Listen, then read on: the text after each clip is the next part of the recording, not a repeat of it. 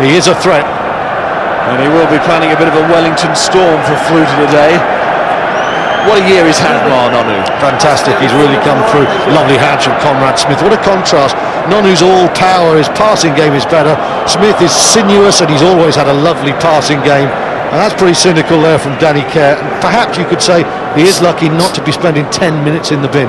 Well, Nonu never used to pass when he burst onto the scene. A little bit like Tana Umunga, another great man of Wellington. But how did he adjust to international rugby, Umunga? And Nonu's doing the same. Here's the bane of England, Daniel Carter. 120 points in his 6 starts against England to this point. Oh, even when he hits them badly, they go over. Well, 3 points, whatever. Here's Phil Greening on the front line. Circled here, we've got McCall and Dan Carter. Everyone talks about McCall at the breakdown, but every Kiwi player is really talented in this area. Dan Carter gets to his feet quickly, stays the side of the England team, so stops Toby Flood from clearing the ball clean.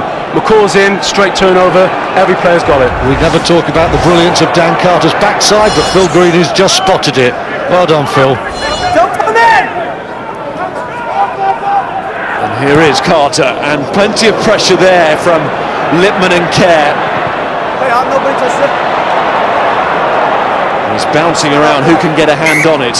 First off, well, it came off New Zealand again. England put into the scrum. So despite England's early forays inside that New Zealand 22, it's New Zealand who lead, courtesy of that Dan Carter penalty goal. This was the attempted charge down by England's 9 and 7.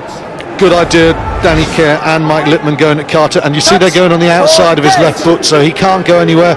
If they can force him back inside into the forwards, if you are going to let Dan Carter run, you want him running back into the tight 5. Occasionally he'll snake through, but it gives you a chance of getting hold of him. Tactically, it's been quite a good start by England. They just still lack that little bit of precision though. But they might not be lacking points now, because this is bang in front and it is a must-get kick in international rugby, in any form of professional rugby for Toby Flood, and certainly against New Zealand. This has to go over. This is unmissable if you're going to beat the All Blacks. Tony Woodcock, one of the world's best loose heads, penalised there, going down. Phil Vickery, he's been charged up, he'll be pleased with that penalty. One of or the best? I think Tony Woodcock's the best loose head in the moment. I'd love to hear what Sean Fitzpatrick has to say. He knows a mite more than I do about the front row. But as a Kiwi, I'm sure he'll probably agree. Well, you know a bit about kicking, and Toby Flood does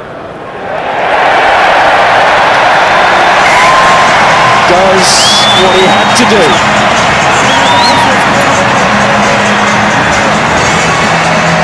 Yeah, very important for Toby Flood after missing a difficult first kick to nail that second one, and he struck it very cleanly. England penalty kick by number 10, Toby Flood.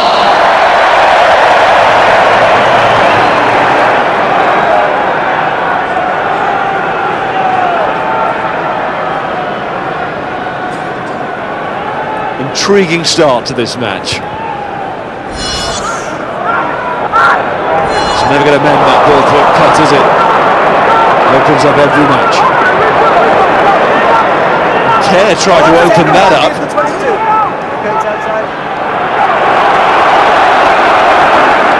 Put the brakes on crucially just before he got too close to the touchline. Ox. Saki. Yet to get into the match, Paul Saki. Had a horrible weekend last weekend. But the last 2 weekends haven't not gone as well as they should have done for a player of his international standing now. Armitage. He was outside. He gave that too much, didn't he? I mean, he was middle of the park there. That's a very long kick from Dylan Armitage there. But it's a big error as well. And Sivivatu, look at that game control. There's what, 6 centimetres? The ball is 6 feet away from hitting the ground, and he's made his decision. He is not going to make an error there. Armitage does. New Zealand have a good attacking position. Second kicking error from the fullback. Sivivatu went to the same school, college as Jonah Lomu. Wolseley College. And this is New Zealand into the England 22 with genuine purpose there from the forwards, and one of those forwards, well, three of them staying out in midfield. Of course, Orialo and Thorne to an extra weight in that attack, but it didn't work. England's captain's gone in to sort it out. It'll do England no harm to fluster New Zealand. Come here, please. Time out, please, son. Look, whistle was well gone. Leave him alone. Don't retaliate. Excuse me. Leave him alone and don't move. Touch him.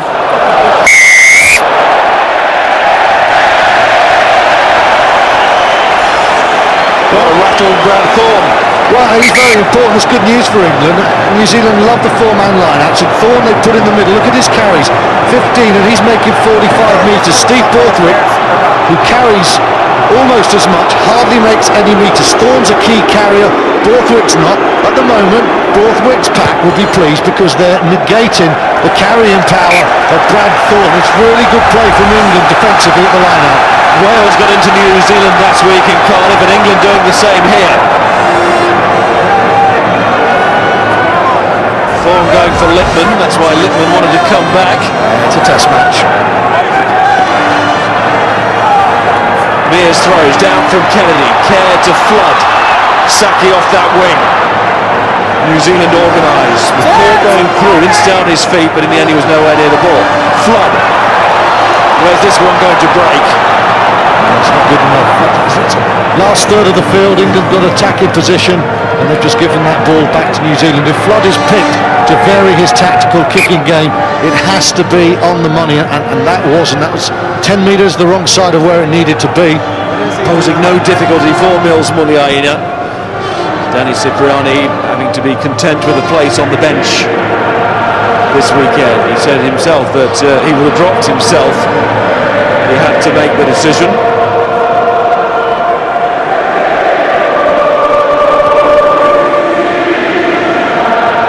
Carter's dropout, taken by Kennedy. He started well. Well, he should be smarting from his exclusion over the last 2 weekends, having scored a try on his debut and performed pretty well against the Islanders. But a point to prove today. Easter in there with the muscle again. Flood, Flutie, Armitage. Conrad Smith hanging on to the leg of Armitage. Did enough to stop him. Payne was there. Mears. That's a rock hand! Kerr. Flood. Flutie. Can England find a way through? Saki might be that man. Stay! Kerr again. England trying to build a position here. Easter. It's carrying well, Nick Easter. Flood. Mears with that low style of his. But not enough on this occasion. And now England kick the ball away. That's going to cost another 10 metres.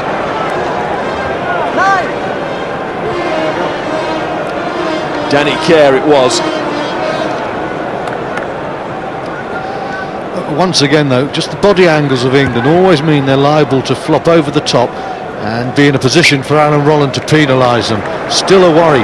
What's not a worry has been England's lineup that's gone really well, and the restart. Nick Kennedy, a lot of people thought he was unlucky to be dropped against the Islanders. He's making that point. Saki coming late, short off his Wasp colleague there. Carter makes the tackle.